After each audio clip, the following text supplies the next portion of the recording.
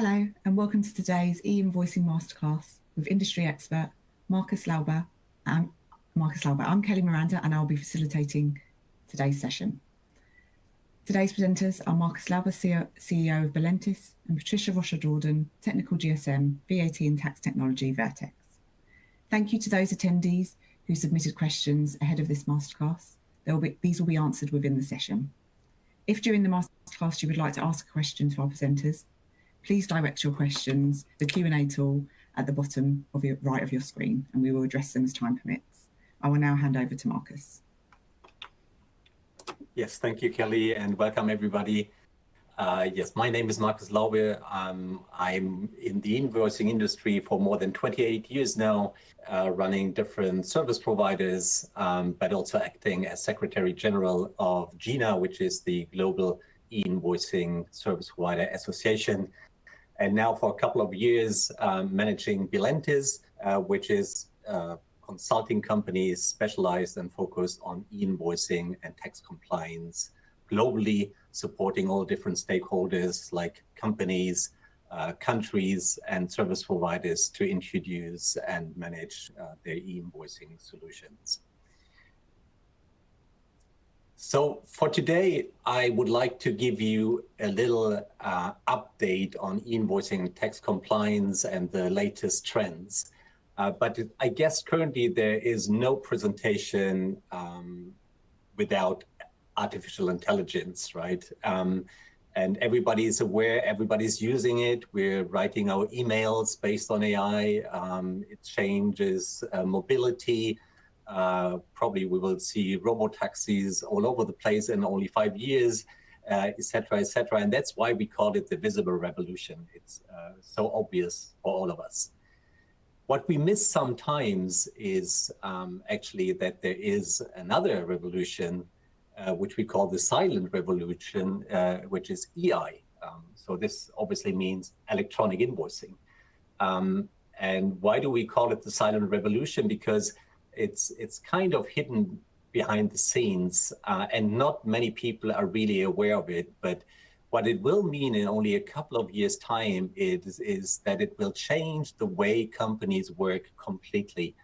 And not only for the exchange of electronic invoices, but all related processes in terms of payments, procurement, tax determination, et cetera, et cetera. So this will really make a big difference the way we interact with our business partners, suppliers, and customers. And that's why it's important to be prepared, obviously. So that's also the reason why we called our latest Billentis report, Watch the Tornado. And why is that? If we look at that diagram, it shows a diagram from Geoffrey Moore describing the life cycle of new technologies. But what he did, he introduced an additional phase, which he called the tornado. And that's exactly where we are right now. We are at the beginning of that tornado, which means everybody is looking for a solution. Everything will happen in only a couple of years now from today. So as I mentioned, it's really important to stay ahead. And if we look at e-invoicing, that curve, it will even be steeper because we have all these mandates that we probably will talk about in a minute. So there is a deadline to be prepared for everything which is related to e-invoicing. But first, let's have a look where we are today. And this is probably one of the most famous diagrams that we have at Billentis, showing the status quo of e-invoicing across the world. This map shows e-invoicing both in terms of B2B and B2C.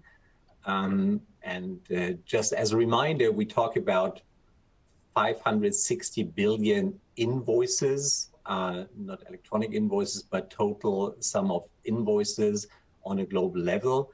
Typically, this is split 50-50 between B2C and B2B invoices in a country.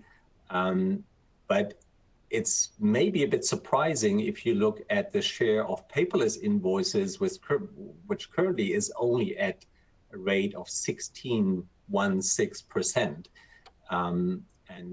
If you look at the map, you might understand where that comes from. What we did here is to differentiate the different countries in 4 categories, from leaders to laggards. And one thing becomes pretty obvious, looking at the leaders in South America. That is where it's all started many years ago, with e-reporting actually, but also leading to e-invoicing. So they are pretty advanced in e-invoicing, and only later it moved to Europe, with Italy being one of the first countries implementing, Turkey as well. And now it's kind of moving to Asia, which is a very dynamic market, or region, let's say. You might be aware of India, China is moving ahead, Japan, Singapore, very advanced. And it's a completely different dynamics in Asia compared to many other regions. I mean, just as an example, in another presentation, I described Germany, for example, as the second worst rollout globally, because they just implement a law without communication. And in Asia, this is handled completely different, as there's a lot of support, funding even, to implement e-invoicing. So that will change massively. Also the numbers I just talked about. Just briefly about US, which is a completely different region, focusing more on payments, where we can't really expect a mandate for e-invoicing within the next couple of years. So that has a different aspect. Now, when it comes to Europe, where we can have a closer look at, we talk about 42 billion invoices in total. We can see, looking at the numbers, that the share of paperless invoices is higher. It's about 45%. But the share of structured e-invoices like XML, UBL, etc., is only at 35%, which is obvious if you look at the different countries, because the majority of invoices are still exchanged based on PDF, as long as there is no mandatory e-invoicing in place, which is still the case for most of the countries. Still, you have a lot of advanced countries. We say you become a leader if the e-invoice penetration is above 55%. So you have Italy, you have France already, the Nordics, typically Switzerland, are pretty advanced historically. It's completely different if you look at B2C.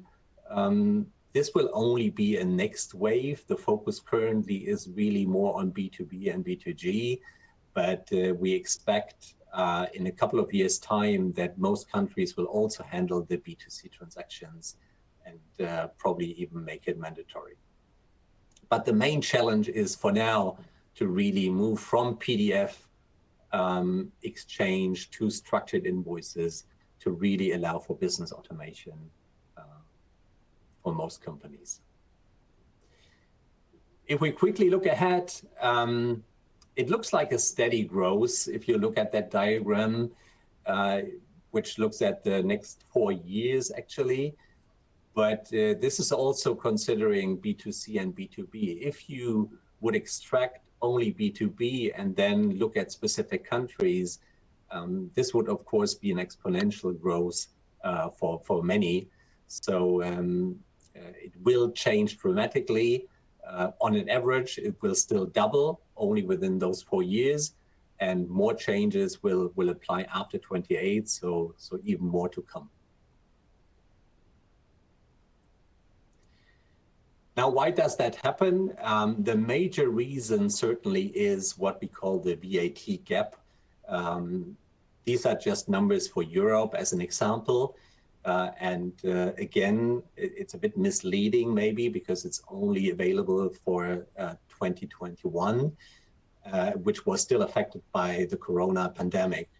So typically those numbers are rather in line with those from 2018, 2019. It didn't change substantially. And we looked at different countries that implemented e-invoicing in the past, and what you typically can say that the saving or the reduction of the VAT gap after the introduction is about 50%. So a country can save billions of euros by introducing e-invoicing, and that is obviously the major driver for many to do so. And that's why it will happen all over the world. With that little exception on the slides, those who looked at it, for some reason, the Dutch seem to like to pay VAT, so that's why they have a minus. But otherwise, possible savings are huge and will drive the invoicing adoption. Now, sorry for that busy slide, but I just wanted to take a minute to explain the different models that are applied across the world. Obviously, it's different basically in all countries. There's no single one which is similar to another, but we try to categorize into those four models. On the left, we see two models where e-invoicing as such is not regulated. It's focusing on real-time reporting. And getting back to Latin America, this is what happened at the very beginning many years ago, where it was only about real-time reporting. You had to, or you still have to, report the data to tax authorities, and the way you exchange invoices with your customers or suppliers is not regulated. This, for example, is one reason why in Latin America is the leader, but still business automation is not really advanced in those countries. A second model, which we call clearance, is where also many countries in Latin America adopted a model where you need to send an invoice to tax authorities first to get an approval before you can actually send it to your customer. But still, the way you send it to your customer is not mandatory or not defined. Now, the models that we see coming up now are more related to those where e-invoicing is also becoming a regulated issue. First, talking about centralized exchange, the most prominent example, I guess, is Italy, where there's a central platform which you use to exchange invoices, where you still need an approved invoice before it's then forwarded to your customer. But the model that we really see happening for countries that now start e-invoicing is what is called the decentralized CTC and exchange, or simple, to put it simple, five-corner model, which is using service providers to exchange. And the huge benefit of that model is that you have that you can cover the tax authority requirements, but also the requirements for business automation with your business partners, which is really the main benefit. Very prominent examples of that model now are France and also the United Arab Emirates, just about to implement that model. Quickly talking about VIDA, because this is heavily influencing the rollout in Europe. And the smart move was really, as EU is not able to influence local VAT, is that they implemented a central European platform where everybody needs to report to by 2030. But it's not the companies itself that can connect to that platform, but it's about national platforms that connect to the European one. And that way they made sure that every country in Europe will implement a national platform, probably combined with B2B mandatory e-invoicing by 2030 in order to comply with that requirement. And that actually was the smart move, and that's why Europe will implement e-invoicing by 2030 at the latest in all countries. I guess we will touch upon in the Q&A session, but there are now some countries that already implemented e-invoicing in Europe, but there are many to follow. Now 26 will be a crucial year for e-invoicing, with France starting the implementation, Belgium, Germany will continue the rollout, Poland will do the implementation. So major economies in Europe will already start at 26, and more to follow 27, 28, even though there are still ongoing discussions. And compared to the past, I guess we won't see any postponed deadlines anymore that happened frequently in countries like France and others. But now that we have a European deadline, everybody's aware of what needs to happen, and you can't rely on deadlines to be changed again. Well, finally, just giving a very quick overview on a global level, as mentioned, and as you can see, APAC is really the region where things move quickly. We can expect 10 more countries already today that implement e-invoicing, B2B invoicing, and more to come. So you need to be aware of those changes. And that's to finally move to this last slide. The best advice I could really give is start e-invoicing now, because it's happening today. You need to be prepared. It will take time to be prepared. So you better don't wait. And also it won't be about e-invoicing only. There are already more requirements coming up in different countries, including more documents, dispatch advices, payments, etc. So this is only the starting point, and there's more to come. Thanks, everybody, and I would love to hand over to Patricia now. Thank you, Marcus. We're laughing because before I was seeing it's a bit more negative. I was seeing as a panic button in my mind, but I think Marcus has a bit more positive outlook. Hi everyone, I'm Patricia Rocha Jordan. As Kelly mentioned, I'm part of the Vertex team, and my experience is on large tax information projects, including VAT and ERPs. It's lovely to see so many customers, colleagues, partners, and ex-colleagues on the call today. So thank you for joining us. As Kelly mentioned in the beginning, if you have any questions, we see a lot of them coming, feel free to put on the chat and we'll respond towards the end of the session if we have time. If not, we'll respond offline. So all this information that Marcus has shared, we've been working very close with Marcus and Billentis offline, because Vertex has a view of e-invoicing and the challenges it brings on companies. So using the Billentis report and service that Vertex runs on a regular basis, we want to bring 3 key findings. You probably will feel familiar or you feel I don't relate so much. The first one is from this survey that we run in March to over 1,000 companies globally, and is about their appetite, challenges, and benefits of e-invoicing. And the first one is about this positive sentiment towards e-invoicing.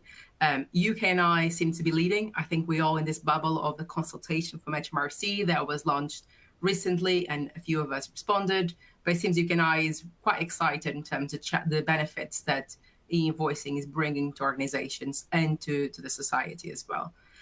Interesting, LATAM, as Marcus mentioned, they are the leaders. They've been in the invoicing market for many, many years, a few decades already. They're still very positive as well. So it's not just one voice. It seems that globally, everyone is very excited about invoicing, even the ones that have been doing invoicing for many years.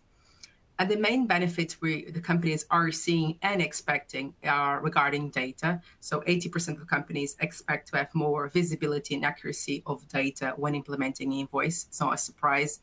More granular data will be available for the rest of the organization to see.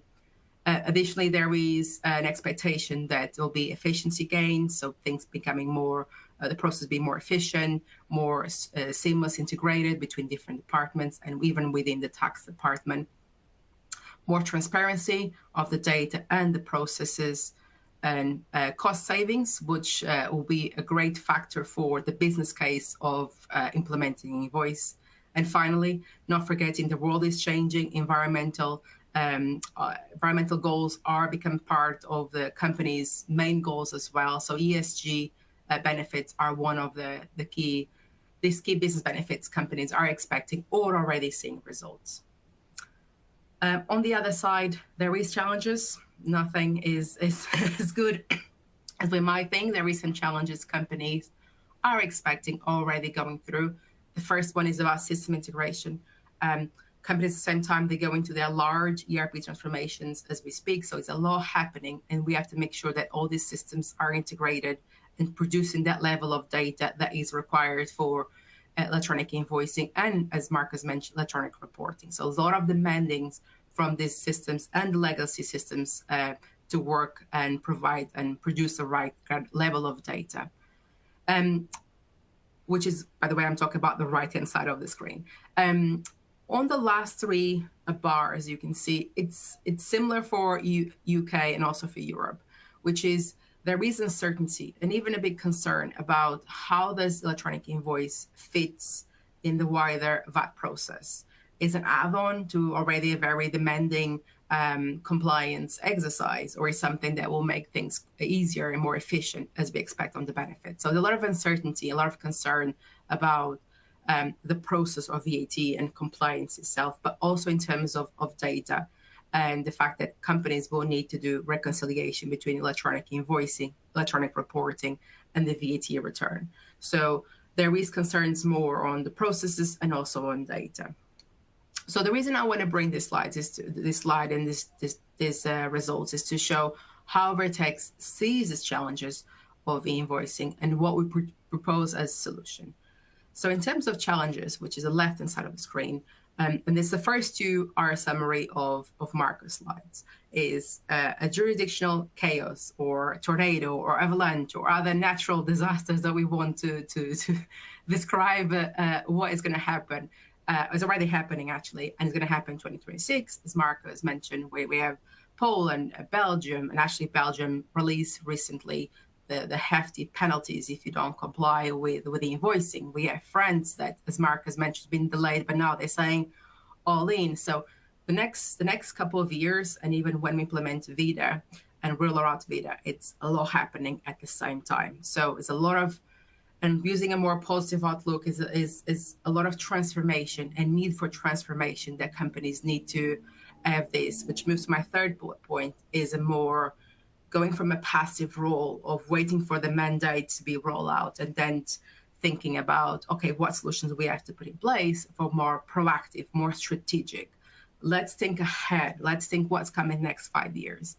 And this is what we recommend when we're implementing a solution is don't just think about the mandates tomorrow. Think about the coming mandates, the 5 years, the VID implementation. And that's what Marcus was saying, act now and think ahead. So this is what we see as a challenge and a recommendation. If this is more from a tax traditional persona, so from people like us, tax people, e-invoicing, and you've probably seen this in first person, is e-invoicing is not just a tax problem, it is an IT problem because it's impacting the solutions that you already have in place, your legacy systems, and the ones you are rolling out. Everything has to integrate. Data needs to flow from your source systems into your e-invoicing solution and then to the right access points, which could be PEPL or tax authorities or the modules that Marcus mentioned previously. So you need to have a seamless integration.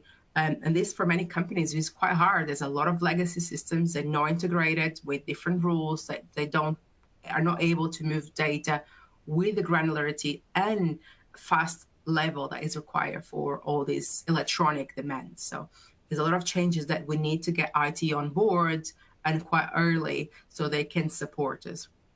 Not from just support because they'll be involved, but also for the business case and help to choose the right vendor for you. And finally, and I don't want to be very negative, I will try to put a positive, but this is indeed about challenges. E-invoice can is a C-suite problem. It can break the way the company is operating, and it can have a large impact on profitability. This is because if companies want to be compliant and avoid penalties and avoid bad PR and bad relationship with tax authorities, they need to be able to e-invoice. If they're not doing e-invoice, obviously they're incurring penalties, being on the bad books with tax authorities for sure, but also impact the pockets of the company.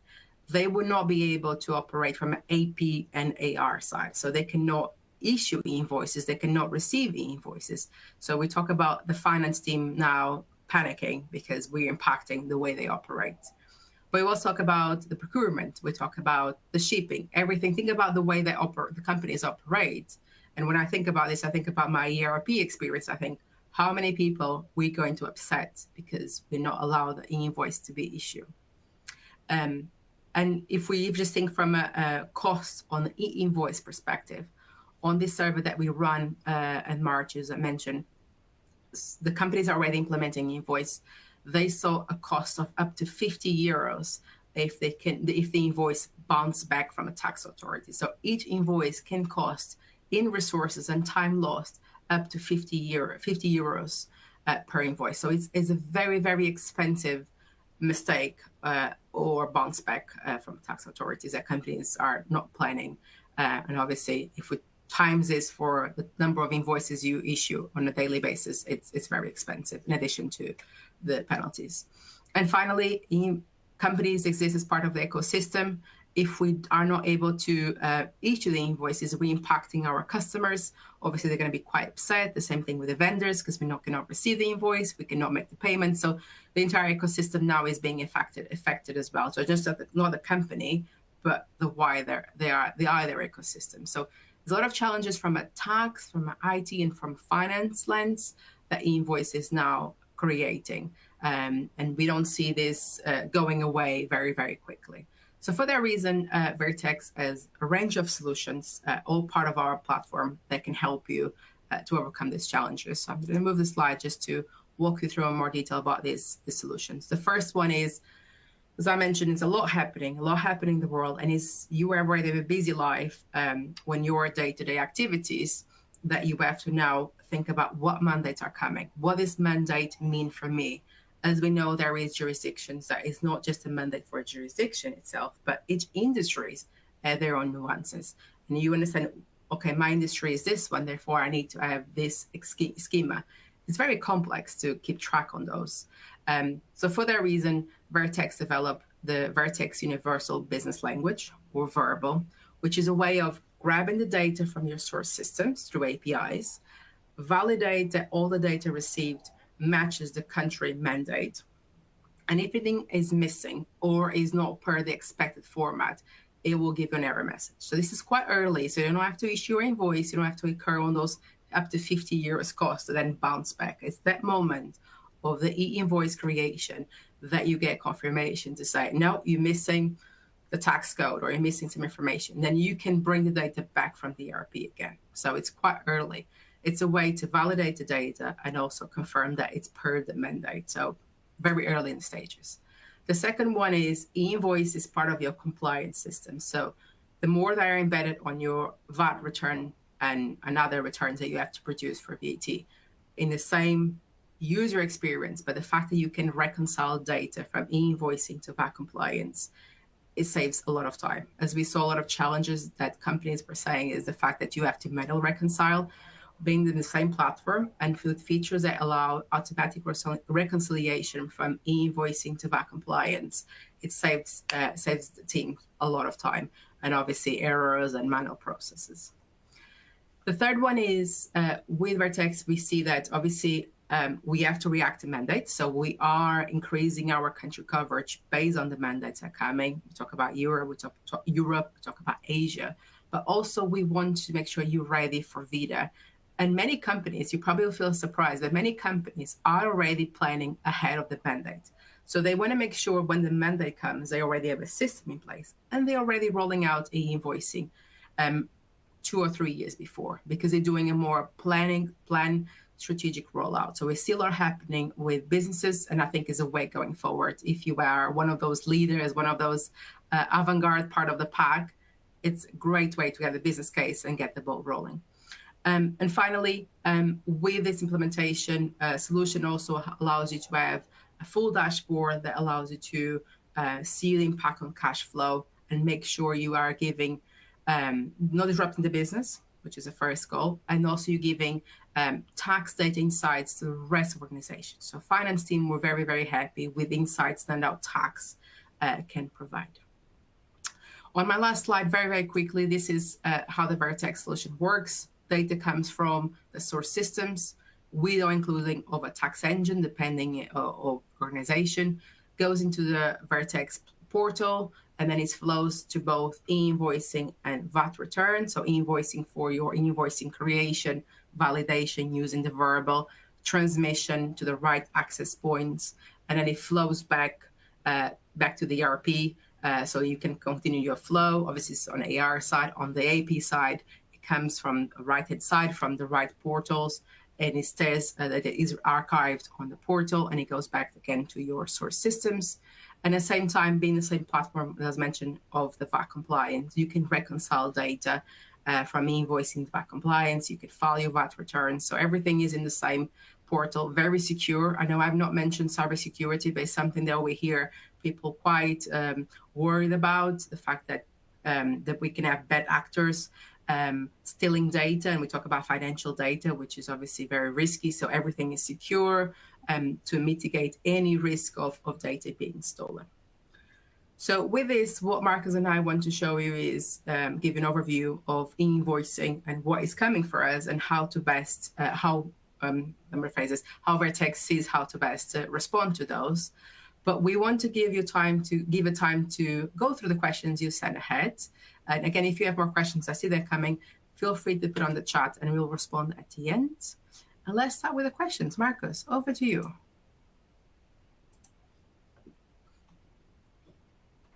Well, I should unmute first. Thanks, Patricia. Now moving on to some questions we received before, which I would like to cover if possible. So first one was about which countries are next in line to mandate e-invoicing and how can we stay ahead of these changes? I guess I mentioned some of those countries that are really next in line. If we look at Europe, this is about France now happening in 26. It's Belgium, obviously, as mentioned by Patricia. It's Poland. It's also Germany, and I realized there was a question in the chat about deadlines in Germany. And this is slightly different, as they introduced mandatory B2B e-invoicing already beginning of 25, but only for receiving invoices, which actually didn't make a big change in Germany yet. This will only happen once it is mandatory to send electronic invoicing, which will happen January 27 for all countries above a turnover of 800,000 euro, and a year later for everybody else. So this is the major deadline, 28. What will happen in between is that the tax reporting scheme will be defined, which you also need to consider, which probably will be implemented by 2030 as well. This is now Germany specifically. But apart from Europe, a lot of things happening actually in Middle East. Almost every country looking at e-invoicing and tax reporting. UAE, we cover in a minute, but also all neighboring countries like Bahrain and Qatar, etc., coming up with new requirements. And as I mentioned, Asia, of course, Malaysia, Singapore being very active in that space, but also other countries following. The more important question, or part of the question probably, is how can we stay ahead of these changes? And this is really crucial because you couldn't imagine how many companies don't even know the number of invoices they exchange if we talk to companies. And there are some basic things you should do, and which are kind of independent of all these different mandates. You need to clean up your own environments as a very first thing. Look at the different ERP systems you're using, especially for multinationals. It can be quite a mess with historic solutions in different countries, etc. Understand the number of invoices and the existing processes. This is really the first thing to do. And then actually, I think the best advice really is look for an expert, a service provider, a solution provider that can really support you to stay ahead of these changes, because this is typically not something, the core business of a company to deal with e-invoicing regulations. And there are many experts out there that can support. It's almost impossible for a company which doesn't have e-invoicing as a core to stay ahead. Second question was about how much lead time should companies plan for when preparing to comply with the new country's e-invoicing mandate? Well, this can, of course, be very different depending on the specific mandate or the company environment.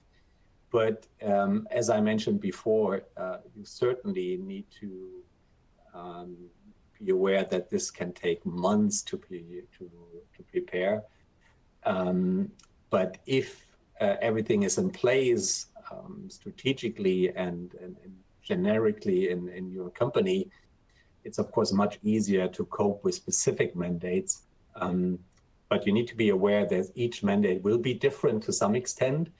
And even if you have external experts that support, it still might have an effect on your own processes and systems. So they can take a lot of your burden, but they can't take it all. So you still will be involved looking at your different processes. The next question was, even if our company is only affected by a few mandates today, what cross-functional steps can we take now to prepare for future e-invoicing requirements globally? I think that's a pretty good question, actually, because it's really about cross-functional requirements and demands in a company. This is not only about the finance department. Nowadays, almost every department is involved to some extent, especially because if you want to use the upcoming mandates as an opportunity rather than just becoming compliant, because there is a great opportunity to look at your existing processes, to go for business automation and savings that you can achieve. And as I mentioned earlier, the major trend that we see now, that really many companies are not limited to e-invoicing or don't look at e-invoicing only anymore, it's what we call integrated digital trade. It's the whole process, including e-procurement, payments, financing, all these different documents like dispatch advices, orders, etc., tax determination, that you look at to have a holistic view on all these processes that are related to the exchange with your suppliers and customers. And by doing so, you obviously need also all these different departments. It's also about the procurement department. It's about IT, obviously. But if you remember my very first slide, as it will change the way companies work so much for the next couple of years, it even needs to be on the radar of the managing director of a company, because that has a major effect on those processes. We move to the next one. This is more specifically on EU, and first was about the most impactful e-invoicing changes currently happening across the EU. Well, I mentioned VIDA. That is the most obvious change. We don't need to repeat, I guess. But there is already more to come. Just a couple of weeks ago, the European Commission announced that they review their e-invoicing strategy, already giving some hints. This is work in progress, but you can assume that there will be more communication the next couple of weeks and months about it. Just to give you some ideas, it's for example, also about ESG. As you know, there's a requirement for many companies already, and it will be for also the smaller ones in a couple of years' time, to report about CO2 emissions. And the idea currently is to look at the e-invoices, whether they can carry the information about CO2 in order to ease the process and to understand the CO2 emission based on the invoice data, which could be pretty interesting, but it could also lead to some more specific requirements in the near future. It's also about what they call the EU Customs Data Hub, which is quite an interesting development, because if we look at cross-border, for example, many invoices are related to the exchange of goods, which means it's also about customs that require invoice data, maybe even financial institutions, etc. And EU will implement what is called a single regional window, which allows you to connect to those customs and ideally solve that connection also with e-invoicing. So it's trying to combine kind of two different ecosystems, the national e-invoicing, which is more related to tax schemes, but also the cross-border e-invoicing, which is more related to customs and trade, including different institutions compared to what we currently talk about. So these, I guess, are well, more developments across EU. Second question was what approaches to use in order to manage e-invoicing validation and archiving across different member states. Well, not sure what was meant about validation here exactly, but obviously we will still, even though we have VIDA, there will be differences in all countries. So you need to be flexible and have the right solution in place to give you that flexibility. Ideally, again, if you have just one link to a service provider that is able to manage all these different requirements, is probably the easiest solution. Then the last one here is how to ensure your e-invoicing solution complies with both EU-wide and country-specific mandates. Well, VIDA is an EU-wide requirement, but that doesn't really affect you as a company, as this central database is fed by those national databases. So first of all, it's about complying with requirements, with national requirements, actually.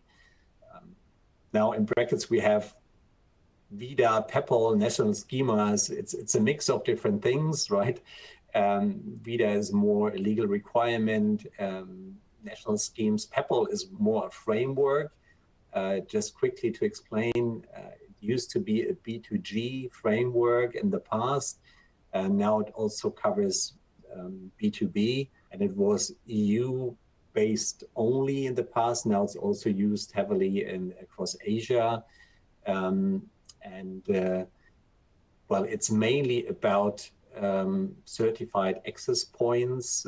Again, this is service providers that manage the e-invoicing process and ideally also include the tax reporting scheme. All right. Maybe if we go to the next, which is about legislation or countries outside the EU, or which countries outside the EU are leading in e-invoicing adoption and what can we learn from them. Well, quickly, I mentioned Latin America, which is kind of a leading region, But still, as they focused on tax reporting only in the past, what is really missing is business automation. And I believe this is crucial for e-invoicing adoption to cover both the tax reporting requirements as well as business automation possibilities. And this is only really possible if you use this, what I described as the 5-corner model. So that's why, I mean, there might be different definitions of what is a leading e-invoicing adoption, but I think those countries like France and United Arab Emirates that apply now this 5-corner model will be leaders in that space, because companies don't only need to follow specific requirements, but they have an own motivation to increase efficiency and business automation, and that's why it will happen much quicker compared to many other countries. Yeah, the next question was specifically about the United Arab Emirates. As mentioned, we supported the introduction of the e-invoicing model in that area. So they really apply the pure 5-corner model. It will happen in 26. Preparations are ongoing already. Legislation is prepared. And it means that invoice exchange will only happen via service providers. There's one exception, not really exception, but a benefit for smaller companies, because all service providers, and they need to be certified in the country, like in many other countries as well. They need to provide a specific solution for small companies with up to 100 invoices a year that are for free, just to make sure that smaller companies can also apply to the rules and use a freemium solution in that area. And with that legislation in place, as a company, you have one interface to your service provider, and then they will exchange the invoice with your customers via other service providers and extract a part of the invoice that is reported to the central tax authorities. Again, this will happen now during 2026. I need to look at the timing and quickly hand over to Patricia. Thank you. So now shifting gears and go more from an IT perspective and talk about master data and ERP integration. So the first question we get is how to ensure data quality and consistency across multiple ERP systems and business units. It's funny because when I respond to this question, the first thing in mind I thought was consistency. It's what we need, and this is what will happen in a lot of companies going to their ERPs transformation. I wrote a 15 points answer. I will not go through those 15 points, so I'll cover the top 4. And the first one is establish a centralized data governance model. Give that step back and look at your data governance and need to rethink what needs to change in order for the data to flow from the different source systems into your hopefully unique invoicing solution, and then obviously create invoice creation. So it's a data governance and the different components that need to be looked into. The second, very, very important, make sure your master data is standardized. Again, as part of your ERP journey, very likely you're going to be doing this exercise. So again, give that step back and look at your master data, because everything else then will flow in terms of your transactional data. The third one is I'll create automated rules on your ERP, the less manual, the less, and using a very SAP language, the less gaps. That means customize processes you include on your ERP, the better. Everything flows with standardized rules, the better. And finally, I know this is quite controversial, is in Europe, but we do need to make sure that the data is right at source. And often this means including a tax engine. With the traditional VAT reporting, we had the time and luxury to go back and reconcile the data and confirm, because we have a month, 2 months, a quarter to file your return.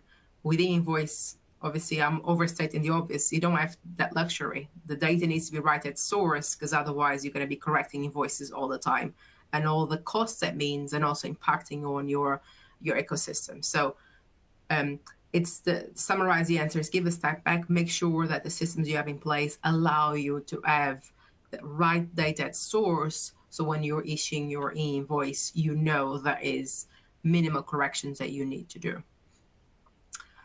The second question is, what are the most critical integration points between e-invoicing platforms and ERP systems? Two, my view is two.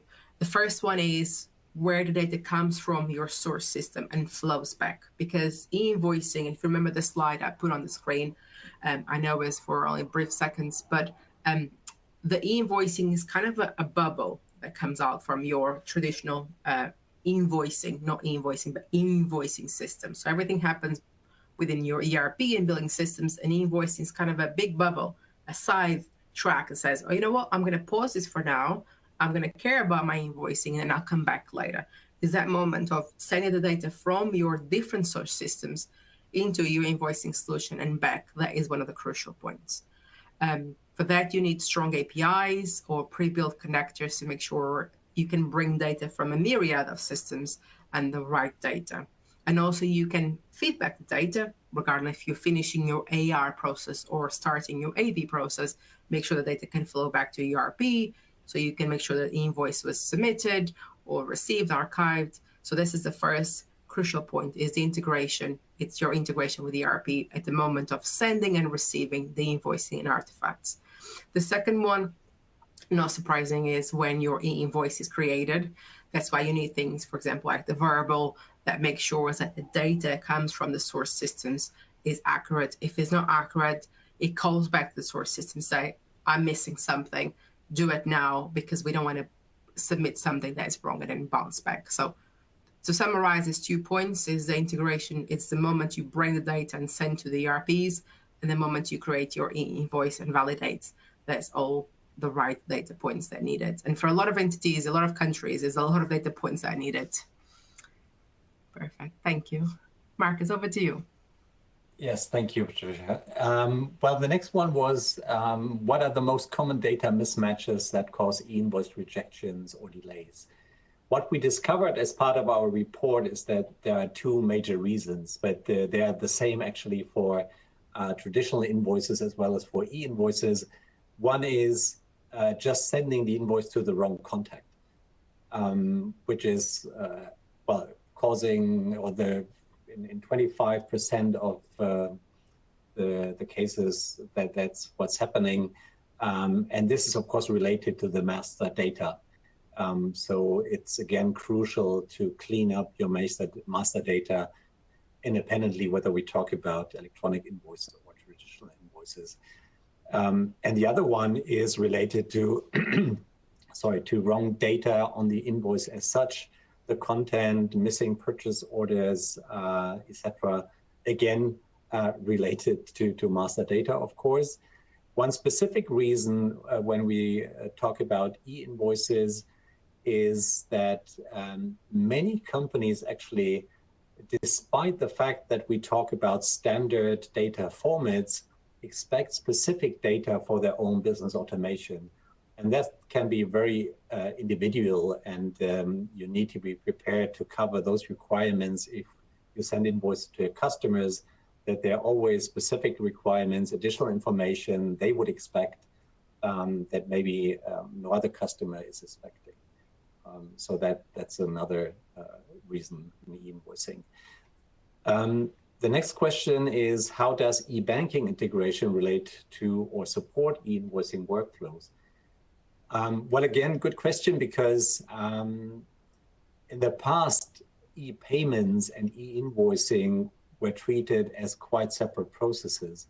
But now, if you look at upcoming mandates, like in France, probably also Spain, Poland to some extent, payment information becomes part even of the mandatory requirements, where you need to do reconciliation between invoices and payments.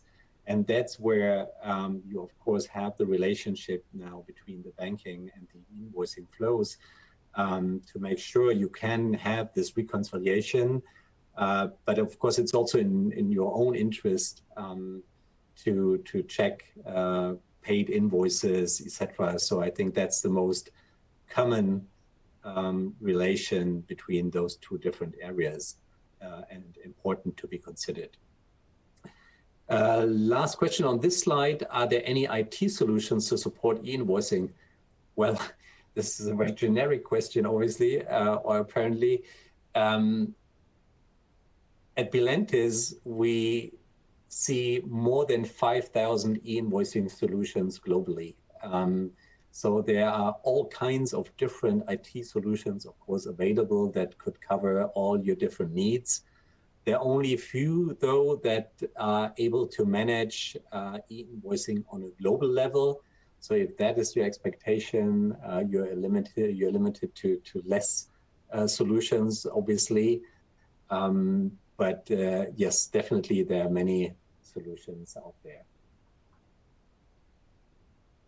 So I guess we can move to those final questions, which I would try to cover quickly to give some room for additional questions in the chat.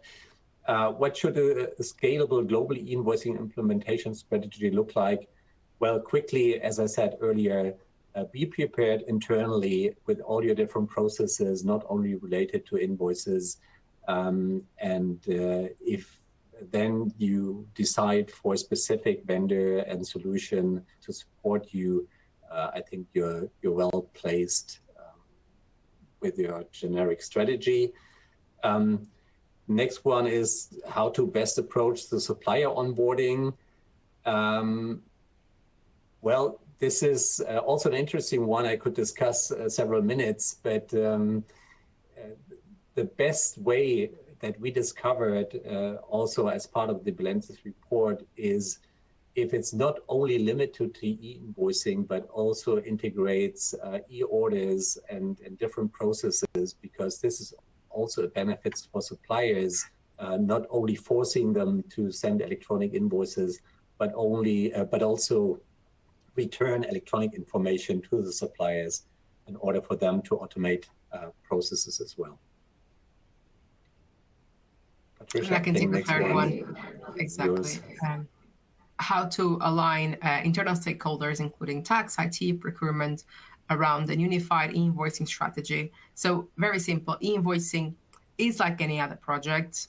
You need to just bring people early, align goals, and make sure they are united throughout the project. The only nuance that we have for invoicing, that in addition to all these things I said, which is bring them early, align them, and stay united to the project, is that invoicing brings different resources, not just your traditional tax, IT, and finance, as we talk about. There is other resources that need to be, depending on which organization, talk about procurement, need to be part of the conversation. But the starting point, this is a C-suite challenge that needs a C-suite solution. Well, and then let me cover the last question on this slide. Do you have examples of mistakes companies make in e-invoicing? Well, I think the biggest mistake we have seen is that companies only followed specific requirements in specific countries in the past without a generic strategy, which led to a chaotic mix of solutions a company has in place. We did find companies with more than 150 solutions for outbound invoicing, because they followed all the specific requirements of their customers. But also in the inbound, for inbound processes, about 30, 40 different solutions. So please make sure you have a consistent, holistic, global strategy in place to avoid this mix of all kinds of solutions on a local level. Okay, I think we cover all the questions. Kelly, do we still have time for one last question from the chat? Yeah, there's been many come in, so thank you all. Yeah, if you want to answer one, and then any that we haven't answered, we can follow up via email. Patricia, was there one particular one, or would you like me to?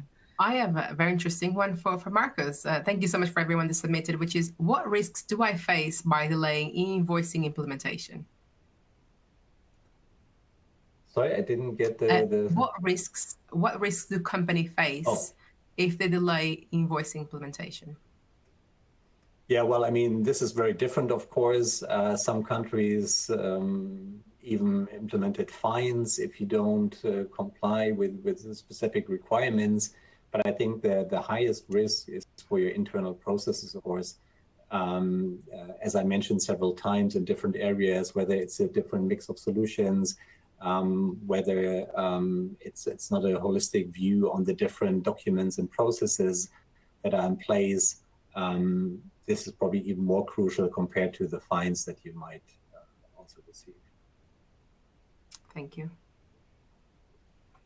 Thank you both. I think that concludes today's masterclass. So any questions we didn't answer have been collected and we will follow them up via email. So on behalf of our presenters and Vertex, we'd like to thank you for your time today and enjoy the rest of your day. Thank you. Thanks, everybody.